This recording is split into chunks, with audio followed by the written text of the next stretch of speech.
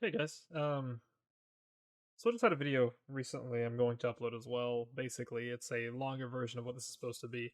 I just wanted to show you the basics of I think a lot of people overthink when programming, at least I know I do. When making scripts and stuff like that in Unity, it's honestly a lot of it is very simple. So what I wanted to do today is make a really simple tutorial on how to make a Unity asset that will switch cameras without issue. And the way I have it doing is going through tab, and it will keep its position in the world space no matter if you tab from back and forth. So there's only two scripts, really simple. One is probably not even that necessary in all honesty. I just have it because I like having that kind of easy access to a toggleable script, which is just an enum. And we're going to go through that today. Won't take very long at all. So let's get into it. So first thing you're going to want is some sort of controller, right? Because we're switching between two cameras. I'm going to add the first person all-in-one camera. I'm going to put two in my scene, but if you wanted to, you could grab this one, and I also have one. It was called the RTS camera. You're going to want to go ahead and find it in here, import that asset in the package manager, and go ahead and figure out what we need and don't need here. So I don't need the demo scene, documentation, or the README. I just want the actual prefab. We'll just add two of these, bring them into the scene, and we'll do that. And just to make sure we make things a little easier to read, we're going to add a 3D object called a cube. We're gonna add a cube. And we're going to go ahead and go back. We're going to go to our scripts folder, which you can right click, create folder, and then just go into scripts. We're going to add a C# script called camera change controller. We're going to open that up in Visual Studio. Reload. There we go. That was from my previous project. And another thing, actually, before we do that really quickly, we're going to want an enum in my case because I just like the way the enum looks when I'm toggling between two different things that are pretty well, like, okay to be hard-coded. Camera view enum. Open that up. Boom. We'll get rid of all this.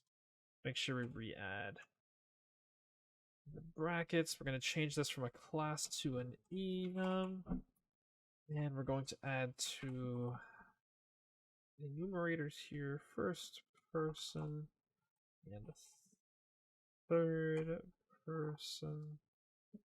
Make sure I type third right. There we go. And we're going to save that. Go back to the change controller. We're going to create one of those enums. Camera view enum. Camera view, and we want to make sure that we do it as a public, and we want to be able to set it as a serialized field.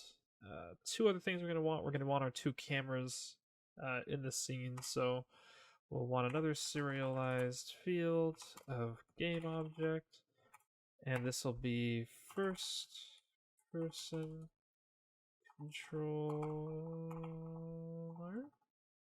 and again game object. No, sorry, serialized game object. Object third person controller. There we go. And those will both be added into here, and we're gonna want to go ahead and do we need the start? Yes, we do. We're going to want to make a new method, and this is going to be where we're going to do our checks for if we're switching between cameras or not. So we're going to do a private void, and we're doing private because we don't need to access this method anywhere else, right? Private void check view. Don't need it to pass in any variables. This is going to be very simply just a switch statement checking if a checking if the view or tracking, not checking, tracking the view as it gets changed between the different scenarios.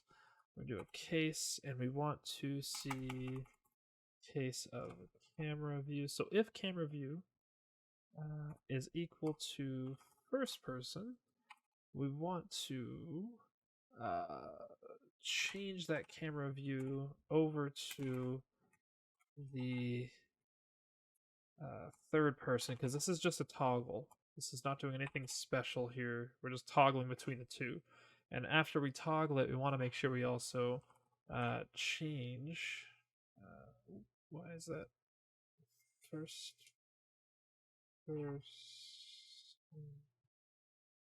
Oh, there.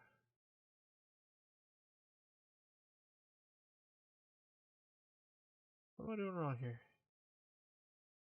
Dot set active. Why is this not? Change all? Ah, missed the T. First person control dot set active.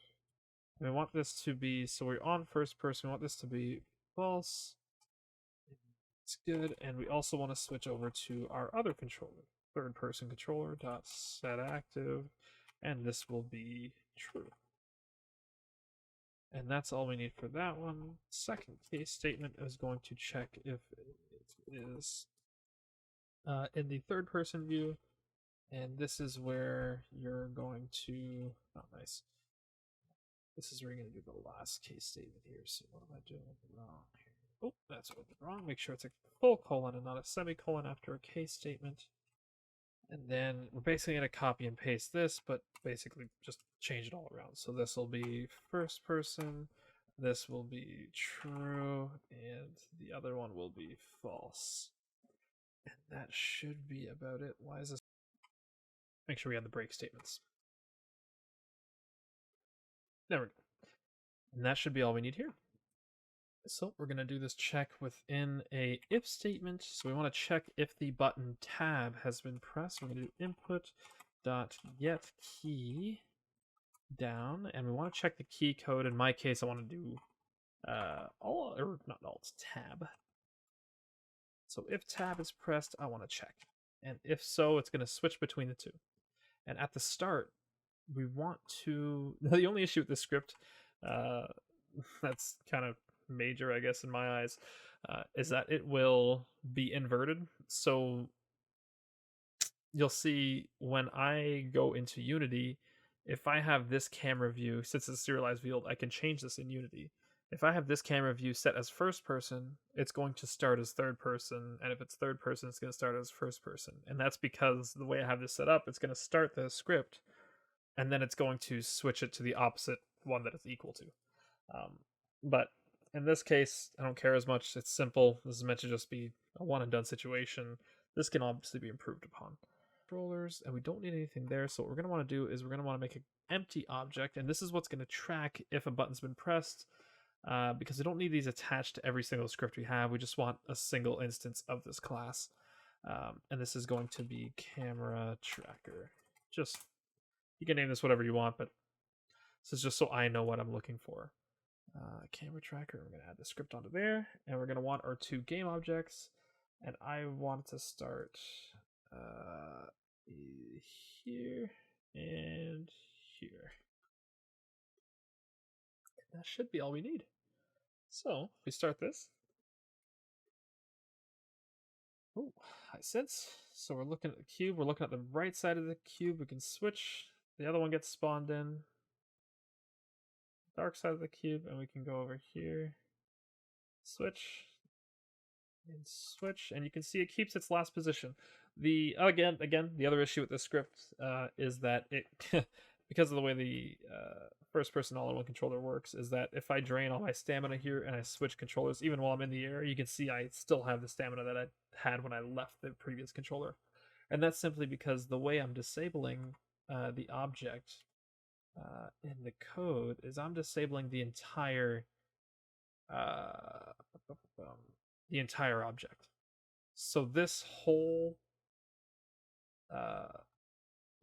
method here, you can see this one's disabled and this one's enabled. So it'll start off from its last point. So if I wanted to make it a little bit better, I could, instead of that, I can do individually. I can toggle off the player camera, So yeah, this can be worked on later down the line. Maybe I'll make another video making this better. But this video was meant to be very simple and quick, and just to get your foot in the door, basically, of programming in Unity. Just basic scripting of switch statements and toggling between different objects. Um, yeah, that's pretty much it. So now we have a script that can switch between it. It keeps the state of the previous object. Again, very basic. You can always improve on this by grabbing the component of camera or something like that and then disabling that instead of the whole first person AIO. But then you have to realize there are things like the first person AIO script, which you might want to disable, and the camera. And that would probably be your best bet. That would keep the capsule collider, which is fine in probably most cases because you'll probably have a character that you want to switch between. You don't want it to be hidden entirely, right? Oh, this even has a pause method in it. See, this thing's great for a free asset. Fantastic. But anyway, that's besides the point. That is it. Trying to make sure I'm not missing anything. And no, other than the improvements we can make, which again, probably make another video, we're good to go. That's all you need for this one. Now you have a script that can toggle between two different objects. Thanks for watching. Bye.